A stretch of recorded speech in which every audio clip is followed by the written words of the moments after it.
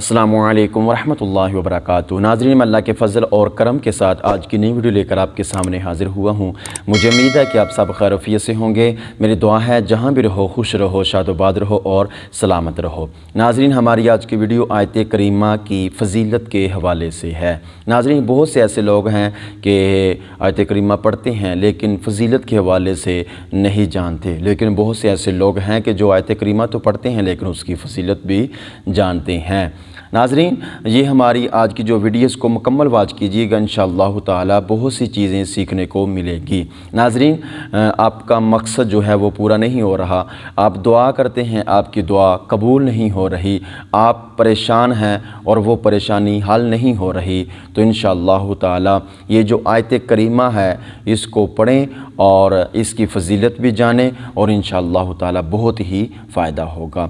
हज़रत सैयदना साद रज़ियल्लाहु ताला अन्हु से रिवायत है, वो फरमाते हैं कि सरकार मदीना अलैहिस्सलाम ने फरमाया कि अल्लाह तबारक व तआला के प्यारे नबी हज़रत यूनुस अलैहिस्सलाम ने मछली के पेट में ये कलामात कहे, ला इलाहा इल्ला अंता सुबहानका इन्नी कुन्तु मिनज़्ज़ालिमीन।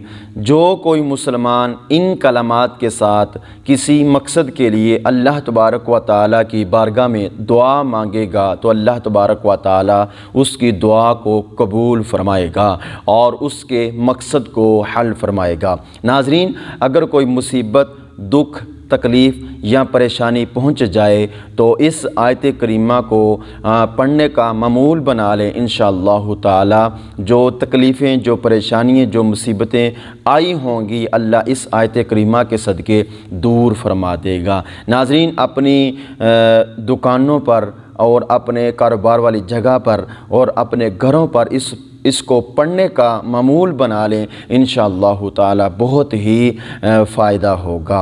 नाज़रीन, ये हमारी आज की छोटी सी वीडियो थी आयत करीमा की फ़जीलत के हवाले से। अगर अच्छी लगी हो तो हमारे चैनल को लाइक ज़रूर कर दें, सब्सक्राइब भी कर दें और एक अच्छा सा कमेंट दे दें। अपना बहुत सारा ख्याल रखिए। वस्सलाम वरहमतुल्लाहि वबरकातुहू।